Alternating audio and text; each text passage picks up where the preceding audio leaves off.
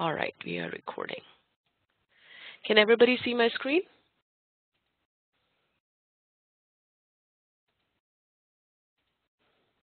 You can see the screen now? Okay, perfect. Yes, okay. So I think we did the video and we talked about the 3 types of video. We also did all of this vipaka. The 3 types of vipaka are madhur, amla, and katu, which is sweet, sour, and pungent. And why are we doing it? Because not so much in the nutrition portion, but when we do the dravya or the herbs, from the therapeutic perspective, the virya, vipak, karma are far more important than the rasa. From the nutrition portion, rasa and virya are more important. Yes, let's start again with gunas. So do you remember when we were in block 1, we did 10 opposing qualities? So for example, tikshna is a sharp quality. For example, chili pepper is tikshna, right? It has a sharp property. And when something has a sharp property, what is its action be? So we did tikshna. This is, for example, cold quality is yogurt, heating quality of honey, and sharp quality of chili pepper. What do you think the sharp quality of chili pepper or any kind of pepper, habanero maybe, what is it going to do? What kind of action is going to the sharp quality cause? A, it will increase pitta dosha because pitta dosha is sharp. B, it will increase heat. Thank you. And it will increase the agni in the body because it is sharp. It will dispel all kind of mucus and phlegm because of the sharp quality, right? So why are we discussing this? Yogurt, for instance, has a cold quality. So if you were to give any kind of yogurt to a vata person who has joint pains or kapha person, that will increase the coldness in them. That means it will actually not just increase vata dosha and kapha dosha, but it will reduce pitta. So this action that is coming, because of its cold quality, it increases coldness. The sharp quality increases heat. The heating quality of honey, even though honey is sweet, it has a natural chedan. Chedan is a Sanskrit word for being expectorant. And it's an expectorant, it's useful in phlegm buildup. So the quality determines the karma. This I think we had done, let me repeat it. When you have anything which has space element, it's naturally cleansing. So basically there are only 2 types of effects. If you think about it, there's either a cleansing or reducing effect, or there is increasing or tonifying aspect of anything. So if you look at the space element or the air element or the air element or fire element, it's all cleansing, drying, absorbing, transforming, scraping, reducing. So for all of the elements except for earth and water, it is drying or reducing. But when you have the elements of earth and water, they increase. So when we start next week, when we start Ayurveda Kriya Sheet or Ayurvedic anatomy, then we are going to discuss the 7 dhatus, the doshas affecting the dhatus. We will do the sub-dhatus or secondary tissues. We will talk about the 14 srotasas, the imbalances of the srotasas. And then you will understand why this was important, because when there is a disease in Ayurveda, we do not give the disease a name. We just say what dhatu is affected, because 50 years from now, 100 years from now, there will be more diseases. For example, 20 years ago, there was no celiac disease, or at least not in India, and we hadn't heard of it. And it has come up. It's a big deal at least in the West right now, not so much in India, but so it will come under the purview of some imbalance of Annavaha srotasas. or IBS or irritable bowel syndrome or diverticulitis, or they will all come under the purview of grahani, which is an issue with the colon and the intestine. So no matter what comes, we are only concerned what are the qualities, whether the dhatus have increased, decreased, or they have been affected by the doshas, and is there an imbalance in the srotases. So that is how we say a disease. We do not give it a name like in the West, because it doesn't matter what you call it, the gunas remain. We really want to look at what the root cause is. The gunas are either we talk about the 5 mahabhutas and the 10 opposing qualities. So every single thing, including food, including herbs, have these qualities, right? And these qualities will determine what the action will be. We talked about how the cold action of yogurt makes it cooling for vata and kapha and cools pitta down and cools agni down. Similarly, even water, the water when it's at room temperature or cold water is naturally cooling, will cool agni down, and it will increase vata and kapha. But the same water, when it is heated up, hot water which has been boiled and then it has been cooled down a little bit and it's warm, the same water is now balancing both vata and kapha because agni element has been added to it. And the action or the karma of that particular therapeutic herb or water or milk or whatever it is will depend on what the guna is. Like we talked about, let's say habanero pepper. It is heating, it increases pitta, it will dispel phlegm because of the quality of sharpness. It cuts through, like a sharp knife, it cuts through. We did cloves last time, I remember. We just to finish this off. Cloves are an appetite stimulant. They help in digestion. Now, cloves have a very sharp guna. It is light and sharp, so it cuts through. So it is great for, it's a natural bronchodilator, great for asthma, stops hiccups, cleans the orifices of the head. Why is it cleaning the orifices of the head? That sharp guna, the sharp quality. It is a natural analgesic, prevents nausea, expels phlegm, anti-inflammatory. And in Ayurveda, we are always combining herbs together to increase their efficacy. In this case, cardamom and ginger, but the amount of clove that is actually used is much less because it is such a pungent, powerful spice. I mean, if you have too much, then the whole mouth will go numb, can't taste anything. Now let's go back to what I wanted to do today, karma. In many, many groups that I have led in the last 6 or 7 years, there is always a question and confusion over, well, karma is action and prabhava is also action. So we do not understand, but there is actually a difference. The guna, inherent guna of habanero pepper is sharp, so that is why it is heating. The karma completely and 100%, karma completely 100% depends on the quality. If you have coconut oil, and coconut oil is hydrating and it's cooling, so it is very good for pitta, it reduces agni, right? And why is it good for pitta and why is it reducing agni? Because it has that hydrating quality and it has the cooling quality.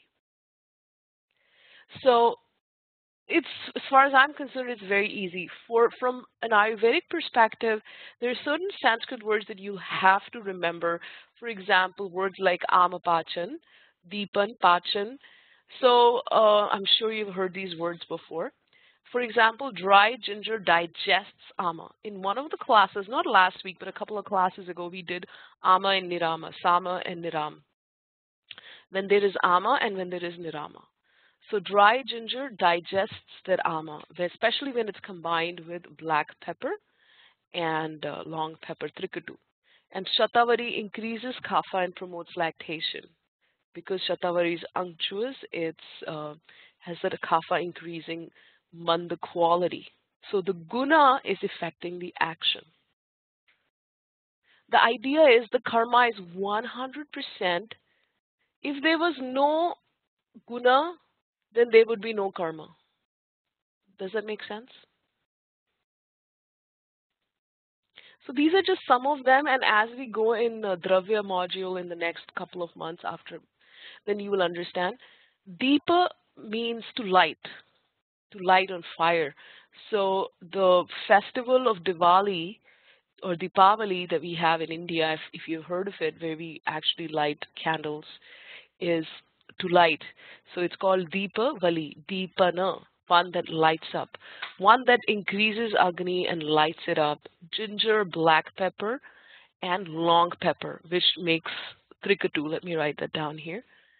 So Trikatu is long pepper and black pepper and dry ginger. There is a reason why there is dry ginger. When ginger is a regular ginger root, it is actually harder for a kapha person to digest. But the same ginger is dried or it's made into a tea or a kashaya, then it's easier to digest. So dry ginger has a different quality than the regular ginger. So deepan is one quality. And if you know pachak pitta, same, one that transforms, one that helps digest, pachak, pachan. So we will use the word agni deepan and am pachan again and again and again.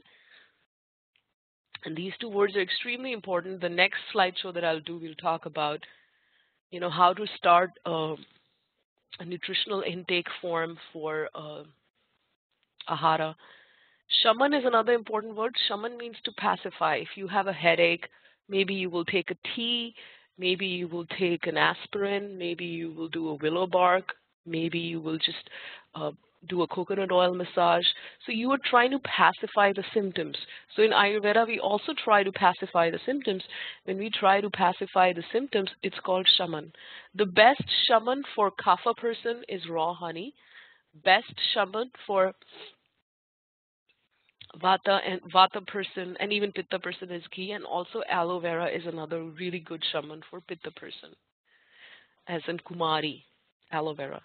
So Deepan means to light, Pachan means to digest, including digest and metabolize ama. Shaman means to pacify. This is another karma. Shodhan is another word. Shodhan is to remove completely, to remove aggravated dosha. So if someone has vata dosha and fecal matter, stuck, then we do the sesame oil basti with castor oil or sesame oil, and we also give them triphala or even senna, and we are actually removing the dosha. We are not pacifying it. That, in fact, all the panchakarma therapies are called shodhana. Shodhan means to remove from the root the dosha. As we move forward, we will do the words stamban and grahi. So, when someone has when their intestines are not really working properly and the water from the intestines is not being utilized, and then there's too much fluid in the srotases, and that fluid causes atisar or diarrhea. So when there's too much fluid and it's not bound together, so it's loose stools, then giving pomegranate is great. In fact, if someone has ulcerative colitis, one of the most important drugs that we give is dried rind of pomegranate, which is in a powdered form, and then that's given as a paste, a kalka, or a tea, because it helps bind fluid. If it's not so bad, if it's not a colitis and someone has pretty loose stools, then just giving 1 ounce of pomegranate juice because it's so astringent. It's so astringent. It will dry that fluid. The astringency will dry the fluid. Grahi is binding stool. So grahi is different than stamban because a person may have loose stools because there's too much fluid in their intestines, and there is an imbalance, and the water from the intestines is not being sucked out. But grahi is when the stool itself is in pieces. It doesn't mean that it's diarrhea. It's just in pieces. It's not bound together because of malabsorption or whatever reason it may be. Then a person who's giving dry ginger, cumin tea after meals will help bind the stool. Shramashan is mild purgatives, very mild, especially for examples, if you were to take some milk and add some ghee to it and heat it up and have it at night with triphala, and next morning you will feel purged, but not so much that you feel, especially if you're a pitta person, there will be some purging that will happen. But it's not the kind of purging where you can, you feel depleted. So it's a kind of a mild purgative that does not deplete you. Lechan is a very wonderful property, especially for a kapha person like me. Lechan is the property which actually scrapes away excess dhatu. It scrapes away ama. It scrapes away excessive fat from the body. So it is a property that decreases dhatu. It decreases weight. It is a property that we are looking for when someone is detoxifying. So in Ayurveda, you can't just here in this country, anybody decides we want to detoxify. I have people who've had cancer and they've had chemotherapy, and then they turn up and they say, we want to do panchakarma. I said, no way. We want to give you restorative things. No, but I want to get these chemicals out. But there are Ayurvedic herbs and there are Ayurvedic foods, and the way you prepare it, where you can do a scraping and detoxifying at the same time restoring the body. And these are called rasayanas.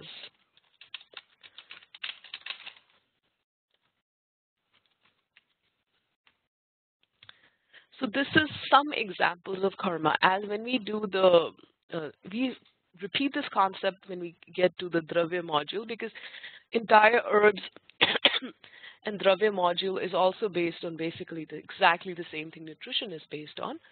And then you have like 20 or 30 karmas that you need to memorize.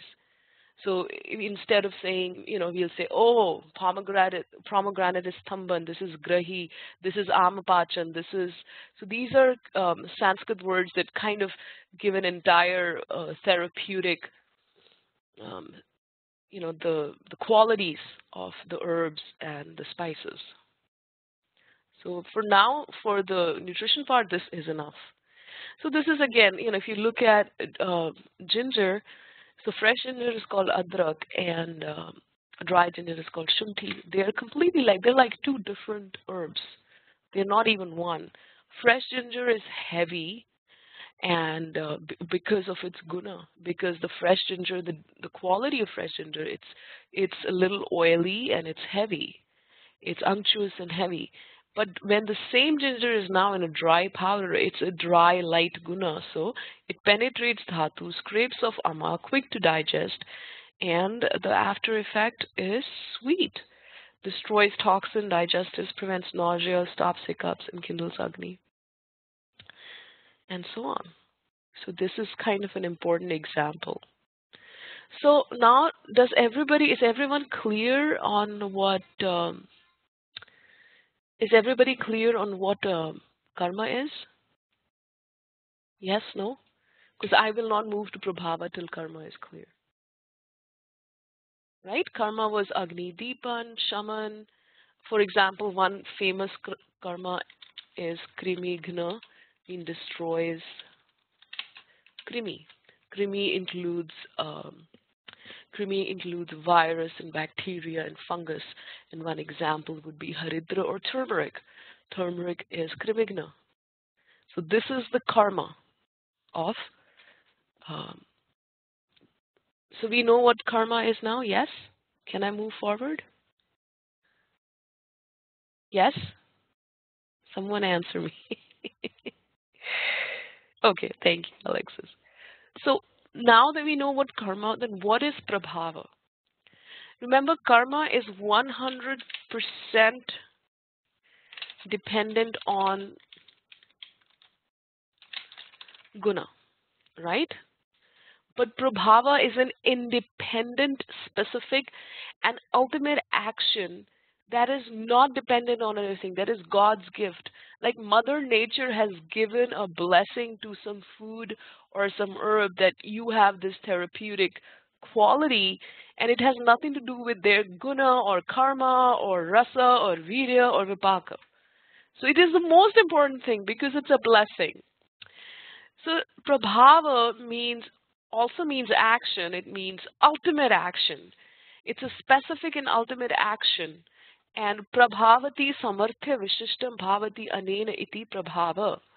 It is independent of rasa virya vipaka guna. It is the ultimate effect. All right. Let's take, fresh milk that has come out of a grass-fed cow who's very happy. And then we keep some of that milk aside, and the rest of the milk we churn it into cream and then clarified butter. The same cow, the same milk, and the same clarified butter, which has come from the same source, they will have same taste, same virya, same vipaka, but their ultimate action or their prabhava, is going to be different. The prabhava of milk is what? Milk is cooling. In fact, if someone drinks a lot of coffee and you ask them to put a lot of milk, it actually is so alkaline that it decreases somewhat the effect of caffeine and acidity of caffeine, somewhat. Doesn't mean that one should do that, but it does decrease it. And the action of ghee is so wonderful that ghee can decrease pitta and increase agni or decrease agni. I mean, ghee will, it's almost adaptogenic. It can balance agni. So if someone has high agni, it will decrease the agni. And if someone has low agni, it can increase the agni. How amazing is that? Whereas milk doesn't do that. Milk will only cool agni because of its heavy guna. But same milk, same ghee from the same cow, but different prabhavas. So ghee has this, and this is the ghee from a cow's milk only, not ghee from a buffalo milk or sheep milk or only cow's milk. It's the ghee is slightly yellow creamish in color. If you try to make ghee out of buffalo milk, it's very clear and white. Whereas the ghee from cow is the one. So ghee from cow has been given blessing from the divine. Not only will it balance the agni, it will give energy. It is papanashanam. It actually destroys sins. I'm not talking about, you go and hurt someone kind of sins. I'm talking about when we are breathing the air we are breathing or we are walking. We may kill some entities just by walking or, and these kind of sins, ghee will help destroy it. It's a karma buster, really. The kind of karma that just is associated with taking this human body. So ghee is so beautiful. Another example here given is honey. Honey is heating, but it's good for kapha. That's its prabhava. Let me give you a few other. Let me just stop sharing and share some wonderful examples with you. Has anybody heard of Triphala? Yes, everybody has heard of Triphala. So does anybody know what are the chief ingredients of Triphala? Anyone?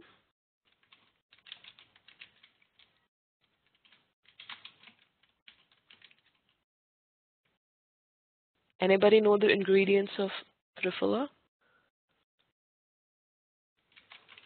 Okay. The three ingredients, or three phala means three fruits. The three ingredients that make up Triphala are Haritaki, Bibitaki, and Amalaki. Did you know that Amalaki is sour? In fact, it's a gooseberry. It's Indian gooseberry. So obviously, gooseberries are sour. So Amalaki is the best herb for Pitta. How is that even possible? Do you understand my point? Because Amalaki's prabhava is that it helps calm down Pitta at all levels. If you don't have anything else for Pitta, just Amalaki and ghee, any problem or imbalance associated with Pitta will come down. as long as it's, not a serious imbalance. So amalaki is sour, but it is the best herb for pitta. Why? Because that is its prabhava. That is its ultimate prabhava. It's a blessing. It's a specific action, right? Let's talk about haritaki. Now, haritaki, believe it or not, is extremely astringent. So you would say, oh, astringent, it's not good for vata. But haritaki is the best herb for vata person. If you had nothing else for vata person, but just a little bit of haritaki powder with ghee, that would be the best herb for vata person. It has a mild laxative effect. Haritaki means, one that takes away all vata problems. Hari is also the name of Vishnu.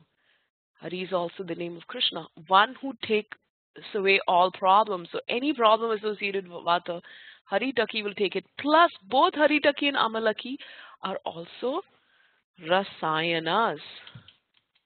So not only will they take away problems, they tonify and help in strengthening pitta and vata areas. So they not only tonify and strengthen, but they also are good. So why would your haritaki, which is astringent, be good for vata? Because that is its prabhava. That is its ultimate action. Make sense? So the difference between karma and prabhava is, if we were looking at karma would be depending on the sour quality and the gunas of amalaki, where prabhava is completely independent of anything. It's a God's gift. It's the ultimate effect. Now everybody's clear what prabhava is? All right. Hang on.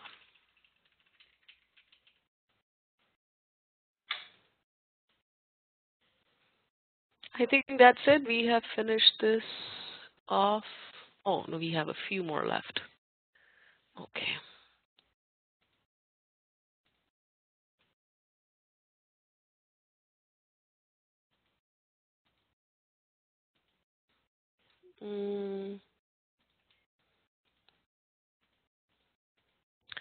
Can everybody see this? I am sharing again. Right, okay, perfect. So let's look at cinnamon. So cinnamon is a bark. It is pungent, sweet, astringent. We know about rasa, but it's warming.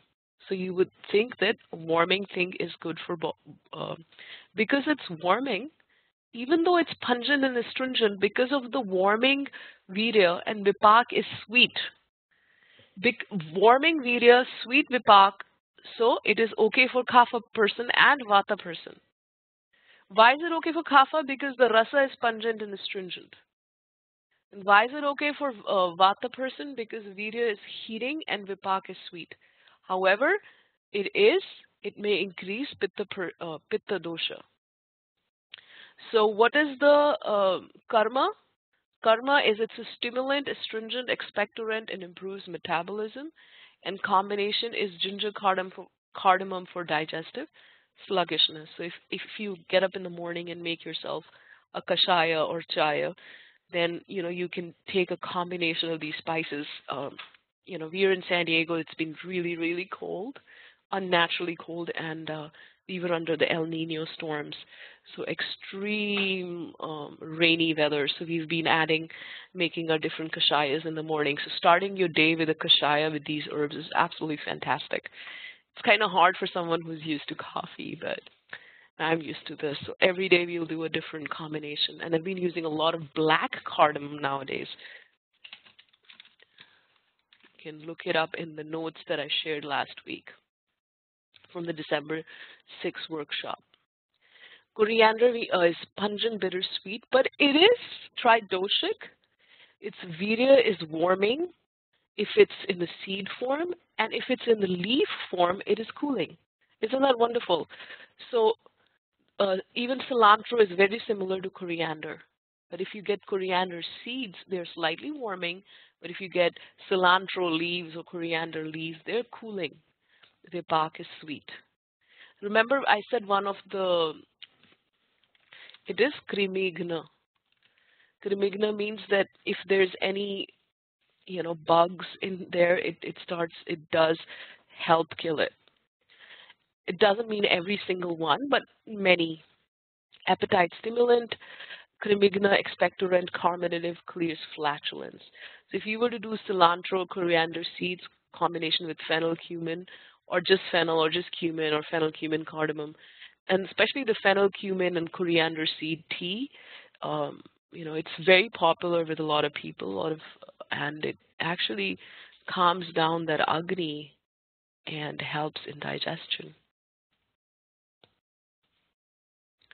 Jeera, I think in the last week notes I already shared about black and white jeera or cumin.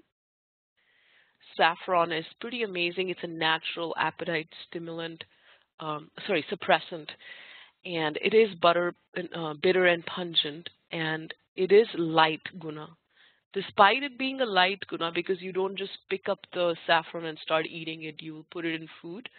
So it in small amounts, and you always use a very small amount of saffron or kumkum, and it is tridoshic when used in very small amounts. But obviously, if you increase it, then it's not so good for pitta person. It increases agni, improves complexion. It's a natural tonic rasayana, that is its prabhava. It has an affinity for rakta dhatu, or the blood. It encourages compassion.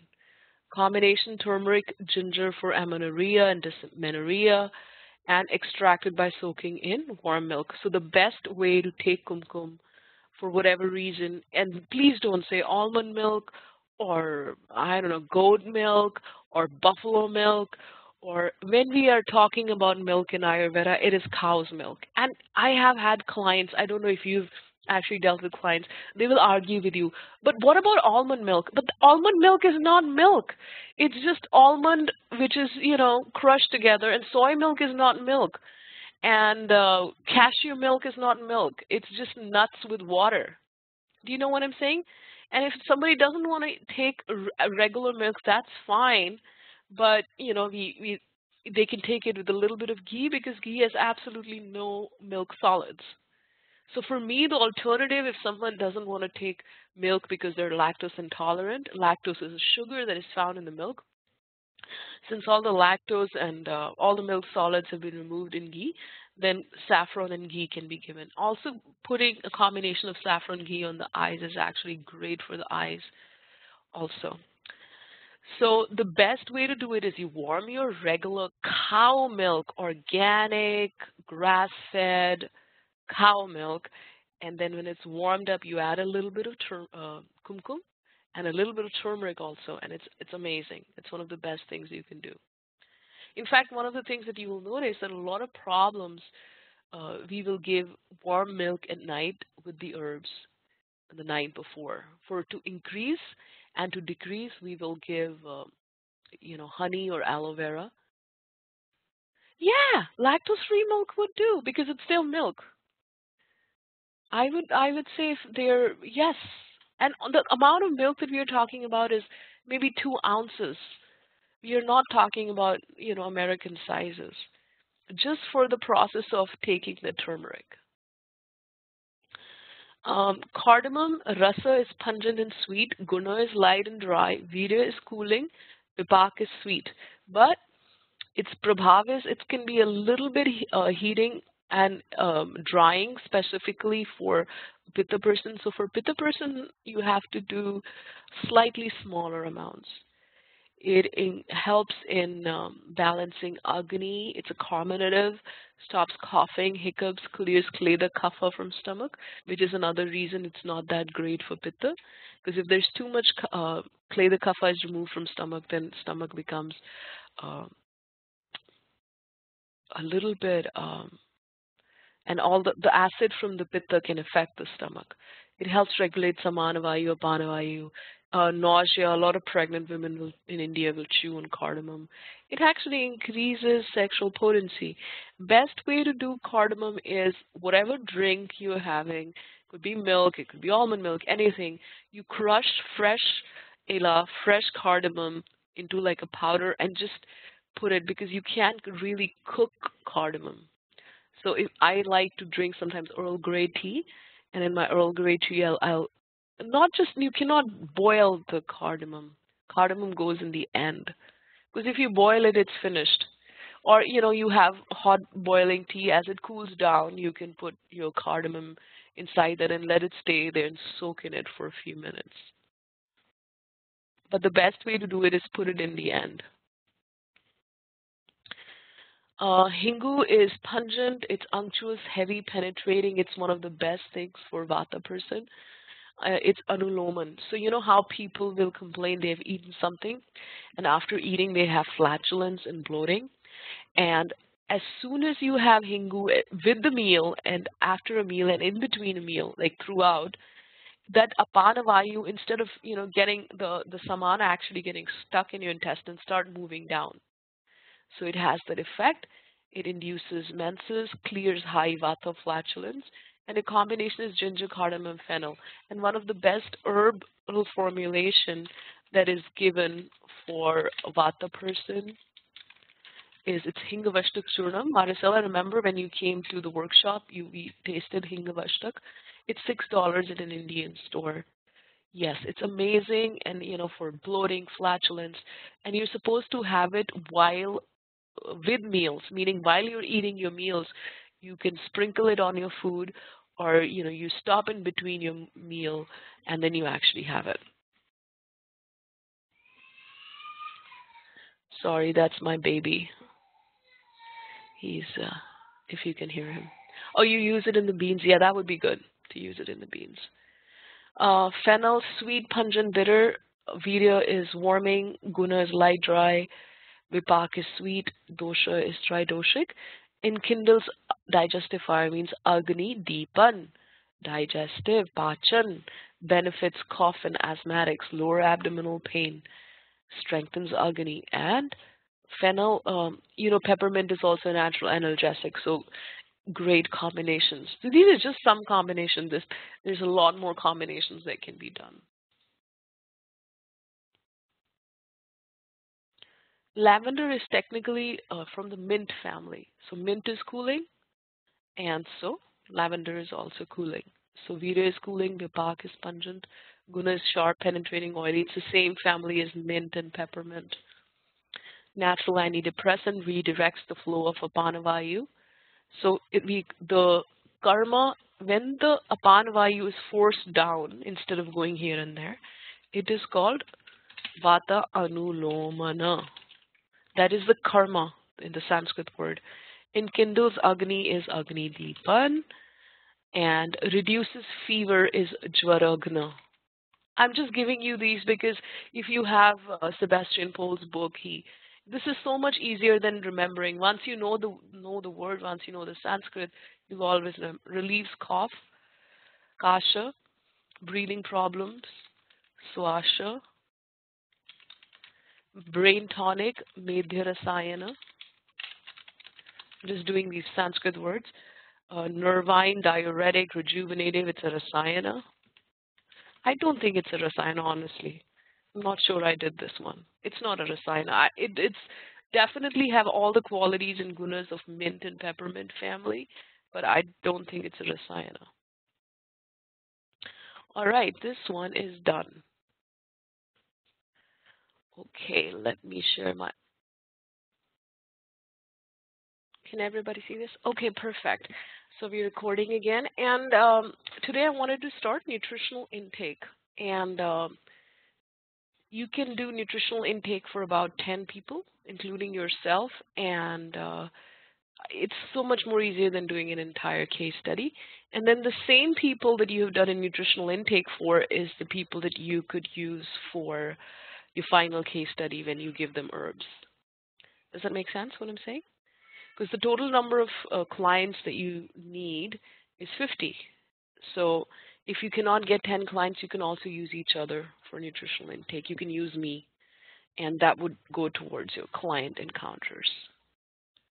Does that make sense? All right, let me just explain what I'm trying to tell you.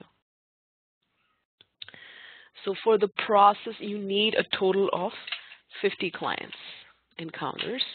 And if, let's say, in block 1, you did 4 clients or 2 clients with 2 follow-ups, that means 4 client encounters, right?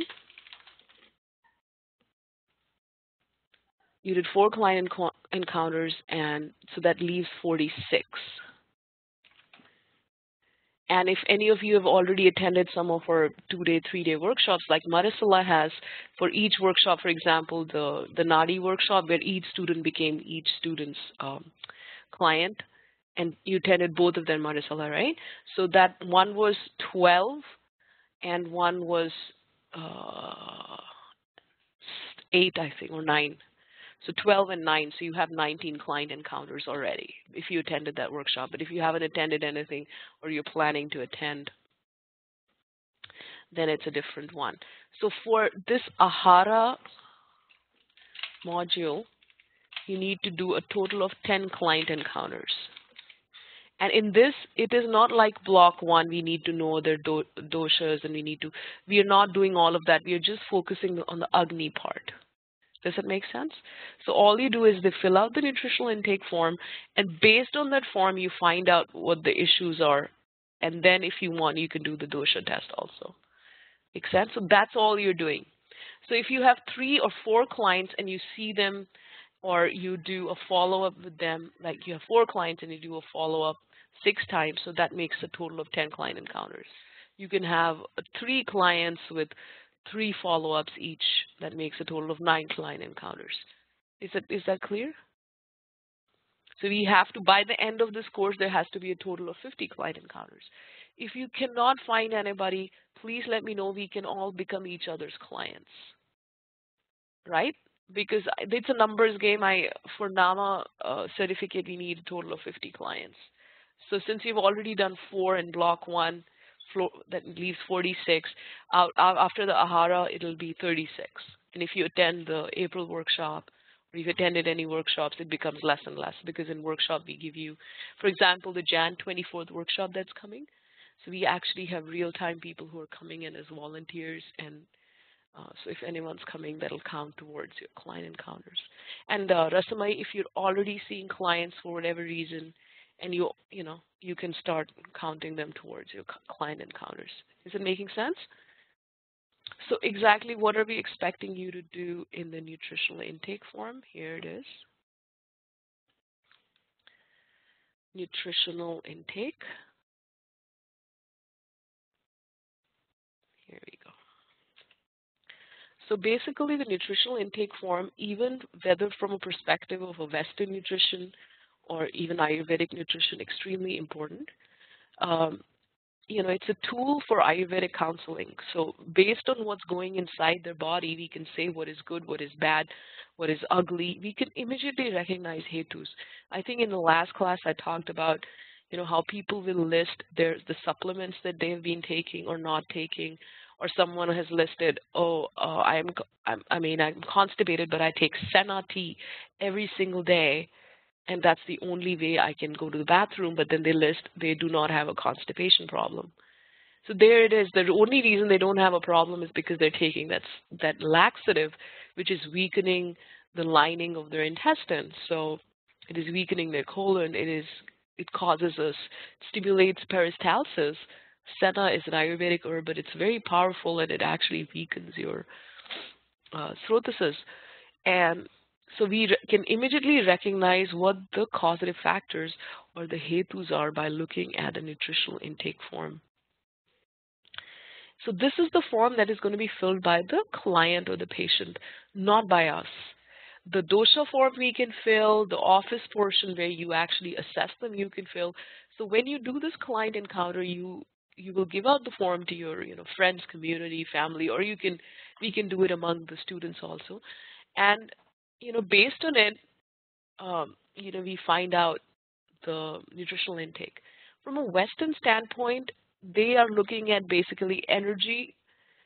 So for the Western nutritionists, they look at these are the micronutrients, these are the vitamins and so on, macronutrients, carbs and proteins and fiber and how much calories they're taking in, and then compare it to what is the regular intake for 2,000 calorie diet plan for male, female, whatnot. That's what they do. But we do a lot more than that. But we do need to have a little bit of idea of that too. So comparing what they're eating, so I like to write what do you have Monday to Friday, and then also Saturday and Sunday separately, what time you're having, who is cooking it, if it is canned, if it is tinned, is it from a restaurant. So we have a lot more things going on in our nutritional intake form. And I'm going to share my form with you, but I actually need you to make your own form because everybody's at a different level and different state. And in some states you can ask some questions, in the other you can. So what based on this PowerPoint, please make your own form. And of course you can use my form also if you want to.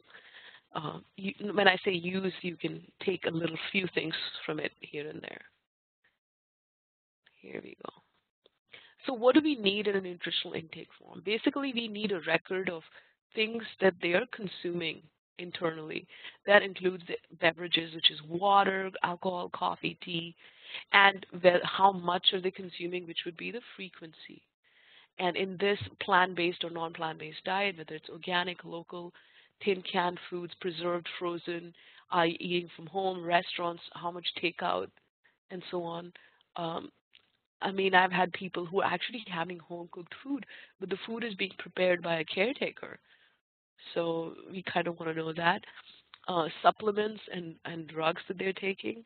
And at this point, because it's a counselor course, if they are taking any drugs, we can't say or tell anybody don't do anything. Based on what they're taking, we work our counseling, Ayurvedic counseling around it. We find out if there are any obstruction imbalances in the Annavaha Srotases. The Annavaha Srotases, any kind of imbalance in the GI tract is, Annavaha Srotases are the GI tract. It could be Ajirna, it could be Amla Pitta, it could be Grahani, Chardi. We'll talk about that at the last slide. Purishavaha Srotas is simply the last area around the rectum. It is the last portion of the GI tract is called Purishavaha Srotases. There's a separate quiz for it, and there's a separate slideshow for it, and there's a separate class for it, because all the action is taking place here, and this is where the Vata dosha is residing and causing problems.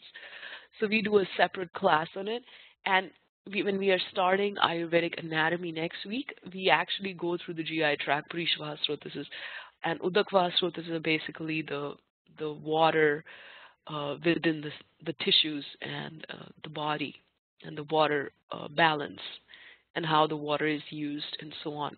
So again, separate class on it. And even though it's both Purishavaha Srotas, Udakvaha Srotas are part of the Ahara course and also a part of Ayurveda Kriya Sharir course, because it is Ayurvedic anatomy. So it's part of both the courses. So even though we'll be doing these classes in the next few weeks, they're part of both nutrition and Ayurveda Kriya Sharir. From an Ayurvedic perspective, the sub-doshas that we are really interested in from the nutritional intake form that are important to us are Bodha Kapha, like for example, a person has dry mouth or excessive salivation, or what kind of taste they might have in their mouth. Kledak, Pran, maybe a problem swallowing food or chewing food, that would be the Pran. Udan, the throat, any throat issues. Saman, gas, flatulence, bloating. Apan, constipation or diarrhea. Pachak, acidity, acid reflux. Ranjak, any issues with the liver? Any questions? Should I move forward? Any questions? No questions. Okay. So a couple of weeks ago, we already did this. So this is just another one of the main things that we want to find out from our nutritional intake form is if a person is AMA or no AMA. Obviously, this is the part that they are not going to fill, except for the few things. For example, after an 8-hour sleep, they still wake up tired, or their tongue is white, or they have the coding for AMA. Do they have that AMA smell? Because does their sweat smell? So some of the questions they'll answer, and a portion of it you will do the deducing. So not only we determine the state of dosha imbalance, mala imbalance, and that includes all three: sweat, urine, and stool. So if they're not sweating at all, that's a problem. If they're sweating too much, it's a problem.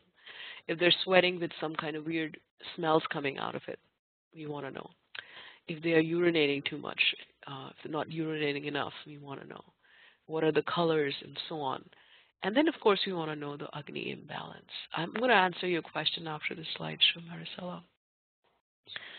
And if a person, why this is important, if a person is imbalanced with AMA, then our protocol is ripen the raw AMA. So AMA is, I don't know, it's in a state, or it's in a raw state somewhere in the body. We don't know where it is. So we ripen the raw AMA by giving herbs and very light khichdi diet and ghee, and doing a little bit of panchakarma. And if it's not within your scope, or you can always refer them out to more advanced Ayurvedic practitioner or a doctor, so that if it's not in your scope, please don't even try, because we can harm others if it's not in our scope. So what we do is we ripen the raw ama by ghee and by herbs, and then that is followed by Agni, increasing of Agni, Agni Deepan and Agpachan, digestion of ama. So in the beginning of the slideshow, when I started the class, I mentioned an herb that is great for digestion of ama or Ampachan. Do you remember that one? Do you remember that? Ampachan? Yes, dry ginger. Thank you. So dry ginger, long pepper, black pepper. And if there is no ama or alpa just means little ama, then we can straight away focus on correction of dosha, imbalance of mala, Agni, Deepan, Pachan, give them teas, light diet, and so on and so forth. So these are some of the symptoms. C, when I show you my form, you'll know what I mean. C means chronic, G means general. One of the first things you want to put in there, gas. Gas.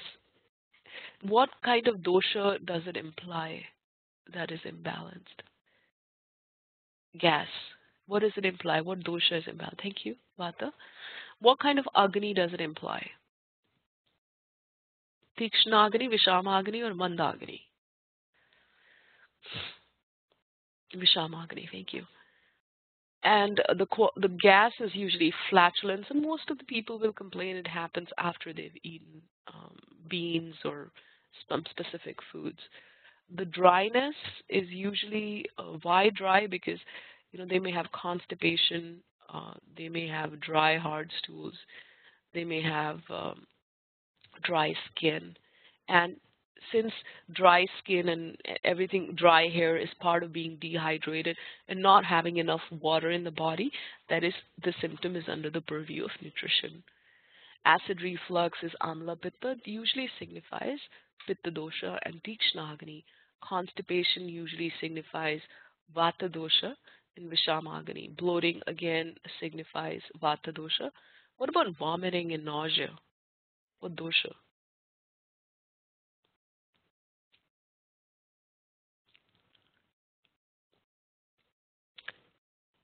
What about vomiting? I'm not talking about acid reflux. Yes, it could be pitta. It could also be, I would say the number one for all kind of nausea, I would put vata. But usually it is being affected by kleda, kapha, or pachak pitta. Lack of appetite, very important. Lack of appetite is body giving signals that, I am trying to do something else and I don't want you to give me food. So if you've ever been sick or really, really sick, your, system shuts down. It doesn't want to eat anything because it wants to focus on healing. It also shuts down when, you're busy doing other things and you do not eat on time. It'll shut down when there's an emotional trauma. And eventually, if the appetite doesn't come back, it's a problem. Can you think of one herb that we talked about today that helps increase appetite?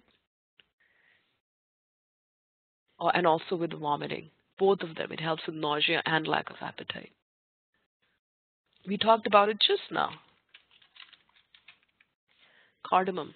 If you chew on cardamom, it not only helps with vomiting or nausea, it also helps with, it increases appetite. Or a person has strong appetite.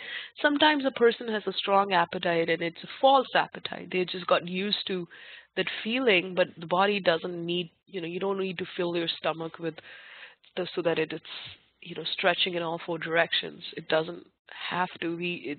So we have to determine, especially for kaphas like me, because we can just overeat like nobody's business. So it's important to know what is when you're actually full.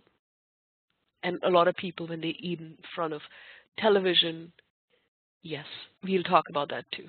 Yes, yeah, actually, this should have been here. You're right, Maricela.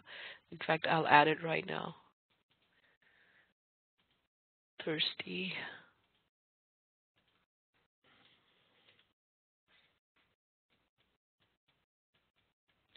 You should definitely have thirst. Kaphas will not feel very thirsty. Pittas will feel very thirsty. Vatas, somewhere in the middle, which is actually under the purview of the Agni also. Then, of course, we want to talk about urination, number of bowel movements, consistency of bowel movements, and the color, amount, shape, smell, and sweating. We definitely want to talk about what the person eats for breakfast, lunch, dinner. And we want to know if this breakfast, lunch, and dinner, this is we want to know if this breakfast, lunch, dinner is coming from a restaurant. Are they eating at home? Is it coming from a tin? So this is kind of important that we do it. I think Tracy Ann, who used to be a nutritionist, just finished her Block 2 Counselor program. She was in Maricela's group. She made an awesome, beautiful chart on Ayurvedic nutrition. I think it's on the forums. She shared it on the forum if you want to look at it. You don't have to use hers, but it's if you do, I like people to make their own forms. I mean, you can take it from here and there because it's something that you will use. We definitely want to know if a person is consuming alcohol, laxatives, herbs, or teas for elimination. Especially if a person is sick or ill, or maybe somebody's had some kind of serious disease and they're recovering. It is so important to monitor their diet, and having a nutritional intake form really gives us a tool for assessing and monitoring them. And it actually helps them too. It is important that what is their bowel movement going to be without these laxatives, herbs, or teas? Because, in my experience, people will write on their forms, because this is the portion that they fill out. We are not filling out. And they will write, oh, I am not constipated, I'm totally normal, I have a great appetite. And then they say, oh, we have, I take a stimulant to have energy, I take a laxative. So they will write how much energy you have. I have a lot of energy on a scale of 1 to 10. Oh, it's 7. And then, oh, I take a Gatorade or some kind of stimulant or coffee 5 times a day. All right, how would your energy levels be without the Gatorade and without the coffee and without the stimulant? And, you see that expression on the face. And what would your bowel movement be without that laxative? Or I'll have people who drink, 15 glasses of water a day. 15 glasses. They don't need, and then they're all swollen up because their body cannot digest that water. Or they're drinking that cold water. Or someone like me who doesn't drink enough water. So I just do lots of soups and teas. And then, of course, there's a portion of the form that we fill out. We look at their tongue. We look at their skin and hair for dryness, and you're just generally looking at a person. You look at their ojas, if even for this. So that is a little portion that we fill out. This is koshta. 3 types of koshta. Koshta, basically, what is the nature of the alimentary tract? Krura koshta, mridu koshta, and madhya koshta. Simply bowel movement is one or day. Sorry about that. Purisha's quality is hard. So the quality of stool is hard. They're darker in color.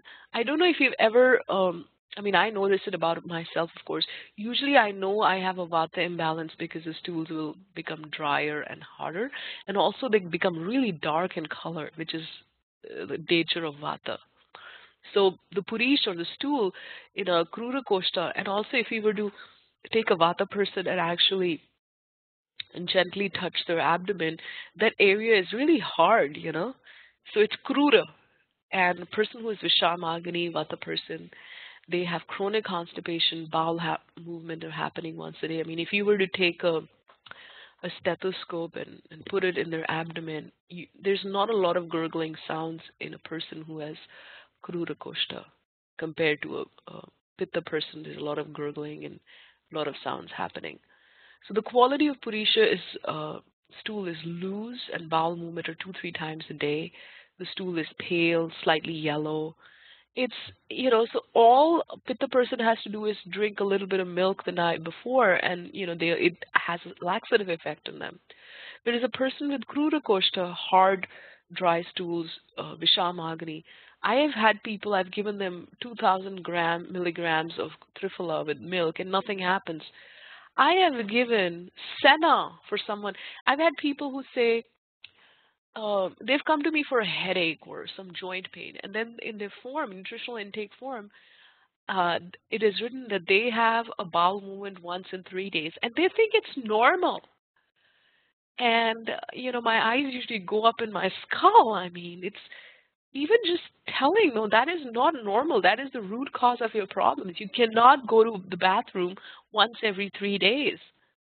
That's not normal. You have to. This is why you have your headaches. This is why you have joint pains, because it's all that ama that's accumulating. Your body is, imagine all of that stuff sitting inside you. And of course, we know that people who are eating a lot of meat will sit in the body for 72 hours. And like someone especially who has been, if you want to have animal protein, better to have just the broth than to have all of that, especially if you have really bad agni and constipation, or you're recovering from chemotherapy or some kind of thing. Better just to do the broth portion. Madhya, normal stools, a little bit oily, and it's well formed. It's S-shaped, and like in the Western culture, they say, oh, if your stools are S-shaped, that means you're healthy. But actually, what for a pitta person, having more looser stool is normal for them. That is their normal. But if they're having 2 or 3 bowel movements a day, that's normal for them. The stool is slightly paler, that's normal for them. The same person is now having 6 bowel movements a day. They're dehydrated, and they have acid reflux to go with it. They have some burning. So when they're passing stool, there's some burning quality that's coming.